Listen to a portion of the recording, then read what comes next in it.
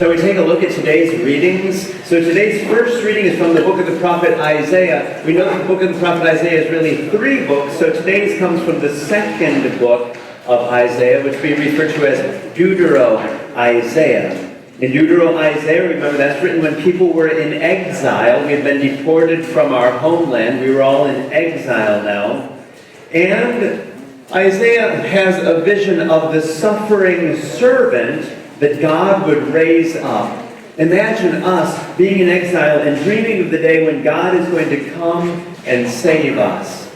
God's going to lift up this servant, not this strong political Messiah, but a suffering servant. For Christians, who is the suffering servant of the book of Isaiah? Jesus. When Christians read Isaiah, they saw Jesus as the suffering servant who would endure cruelty and death for our sins. Do you notice the word that's repeated 3 times in this reading? Every time we say the Pledge of Allegiance, how do we end that Pledge of Allegiance? With liberty and justice for all. And that's the dream that Isaiah had, of a world of liberty and justice for all. Liberty, a world where all of us are freed from all those things that keep us bound. We've heard various readings that have hinted at that during these Advent weeks. How it was that Christ came to free us, to declare freedom for us. But also justice. There in the 3rd line and the 5th line and the 2nd line, we see justice 3 times. The vision that Jesus had was a vision of liberty, freedom, and justice for all. Interesting. In the last 3 lines, we see how it is that this suffering servant is going to be a light for the nations, to open the eyes of the blind, to bring out prisoners from confinement and from the dungeon, those who live in darkness. How it was that Jesus would bring freedom to all people, liberty, right? So today's first reading is all about liberty and justice for all through Christ.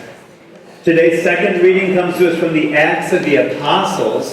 In the Acts of the Apostles, we have Peter preaching in the house of Cornelius. Cornelius was not a Jew, which means that Cornelius was a Gentile. Who was Cornelius? Cornelius was a centurion, which means that he was the head of a lot of soldiers in Ithaca. Cornelius had Peter preaching in his house. Why? Because Cornelius was referred to as a God-fearer, which simply meant that even though he was a Gentile, he was not a Jew, he still believed in God, and he still feared God. He was a God-fearer. And he also followed the laws, or most of the laws, of the Jewish religion.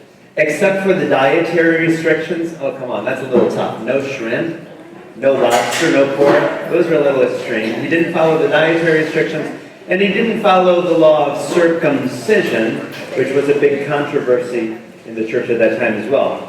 But apart from that, here is Cornelius, and Peter is preaching to Cornelius' family saying, I've got good news for you. God didn't come just to save the Jews. Who did God come to save? Everyone. So today's reading says how it is that God shows no partiality toward the Jews or toward any other group of people. God is not partial, showing favor to certain people. Instead, in every nation, whoever fears God and acts uprightly is acceptable to God. God is a God of all people and not just of the Jews. The reason that we have this reading today is also because of that line there, the 4th last line about Jesus being baptized, about what it is that started happening after Jesus was baptized. Jesus' baptism was like the inauguration, if you will. You all remember the inauguration? Has it been 2 years ago now? Wow. 2 years ago when a president is inaugurated, it's the beginning of his presidency. We'll soon have an inauguration of the new governor here in Texas, the beginning of a new governor, the inauguration.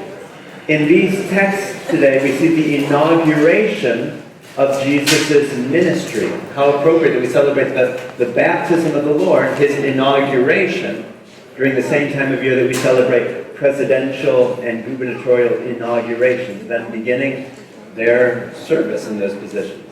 Today's gospel then was the first ever story written of Jesus' baptism. Remember that the Gospel of Mark was the first gospel to be written. So this is the first story that was ever told of Jesus' baptism.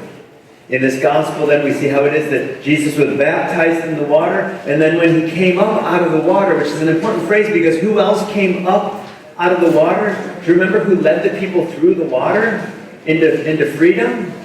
That was Moses.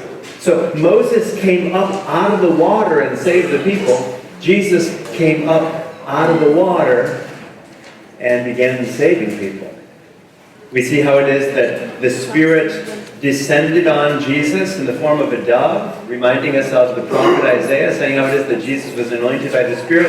And a voice came from heaven saying, "You are my beloved child." A voice that continues to be heard by all those who follow in the footsteps of Christ. Think about that for a moment. You who are baptized have received the Spirit. You who are baptized are God's beloved children. Regardless of who you are, where you come from, what you did this week, how you live your life, I'm sorry, but you are God's beloved children. There's no separating you from the love of God. How's that for good news?